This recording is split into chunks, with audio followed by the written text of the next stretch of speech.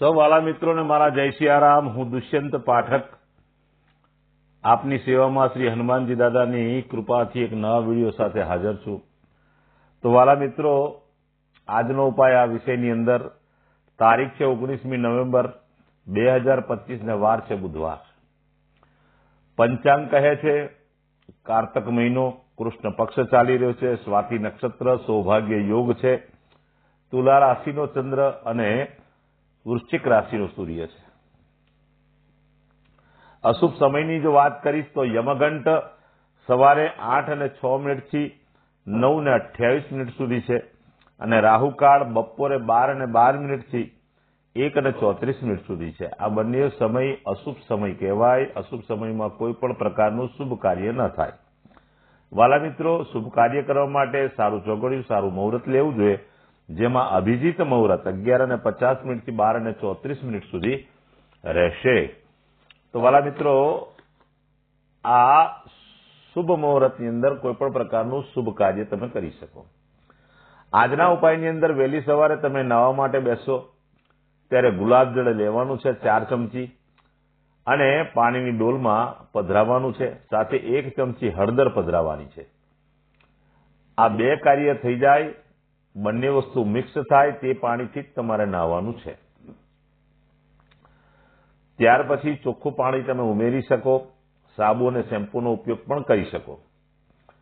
વાલા મિત્રો, સ્નાન થઈ જાય ત્યાર પછી એક સફેદ કાગળની અંદર 1/2 ચમચી જેટલા લીલા મગ લેવાના, તેની પડીકી બનાવવાની અને 24 કલાક માટે તે પડીકી પોતાના પર્સમાં રાખવાની। બીજા દિવસે વહેલી સવારે પીપળાના ઝાડના મૂળમાં અથવા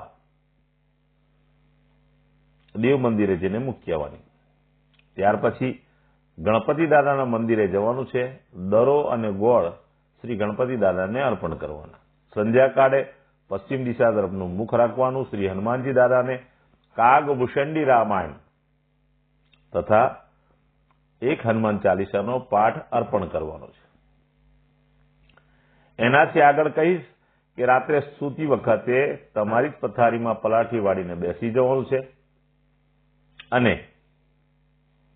તમારે ઓમ કૃષ્ણાય વાસુદેવાય હરે પરમાત્મને પ્રણત ક્લેશ નાશાય ગોવિંદાય નમો નમઃ આ મંત્ર યથાશક્તિ જપી દો।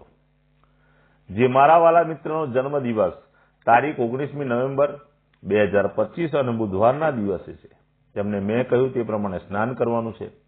ત્યાર પછી ગૌશાળામાં જવાનું, ઘાસચારો ગાયોને આપવાનો છે અથવા દાન આપવાનું છે। ત્યાર પછી નાના નાના બાળકો જે હોય તેમને કોઈ પણ ગળી, ચોકલેટ છે, પતાસા છે, આવી કોઈ પણ ગળી વસ્તુ દાનમાં આપવાની છે। સંધ્યાકાળ થાય ત્યારે તમારે કોઈ પણ ભગવાન વિષ્ણુના મંદિરે, ઠાકોરજીના મંદિરે, રણછોડજીના મંદિરે, કોઈ પણ મંદિર હોય તો એ મંદિરે જવાનું છે। પીળા વસ્ત્રનું દાન કરવાનું છે। જેની મેરેજ એનિવર્સરી છે તેવા કપલે સવારે સ્નાન કરવાનું, પોતાના માતા પિતાના ચરણ સ્પર્શ કરવાના, આશીર્વાદ મેળવવાના છે।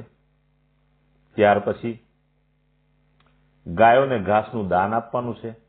જરૂરિયાતમંદ વ્યક્તિને વસ્ત્રનું દાન આપવાનું છે। શક્ય હોય તો પગરખા એટલે કે ચપ્પલ છે, સેન્ડલ છે, તમે દાનમાં આપી શકો છો। બસ આટલું આપી દો, આખું વર્ષ તમારું ભગવાનની કૃપાથી પતિ પત્નીનું વર્ષ આ રીતે પસાર થશે। મારા બધા જ વિડીયો યુટ્યુબ પર હોય છે, ફેસબુક પર હોય છે, ઇન્સ્ટાગ્રામ પર હોય છે। આ વિડીયો જોવાનો રહી જાય, દુષ્યંત પાઠકની ચેનલને સર્ચ કરજો, આ વિડીયો મળી જશે અને તમે ઉપાય કરજો। નિરંતર જ્યારે તમે ઉપાય કરતા જશો, તમારા ગ્રહો બેલેન્સ થવાના જ છે અને તમારા જીવનમાંથી દુઃખ, પીડા, ચિંતા અને ટેન્શન દૂર થશે। મારા વિડીયો તમને પસંદ આવતા હોય અને બીજાની તમે હેલ્પ કરવા માંગતા હોય, બીજાને મદદ કરવા માંગતા હોય તો મારા વિડીયોને જરૂર શેર કરજો। કદાચ તમે મારો વિડીયો શેર કરશો અને કોઈ જરૂરિયાતમંદ વ્યક્તિ સુધી પહોંચી ગયો વિડીયો અને ભગવાનની કૃપાથી એ મારા ઉપાયો મુજબ ઉપાય કરશે, ભગવાન એનું પણ કલ્યાણ કરશે। જેનો શ્રેય મને અને તમને બેઉને મળશે. તો નવા વિડીયોમાં ફરીથી મળીશ. ત્યાં સુધી આપ સૌને મારા જય સિયારામ.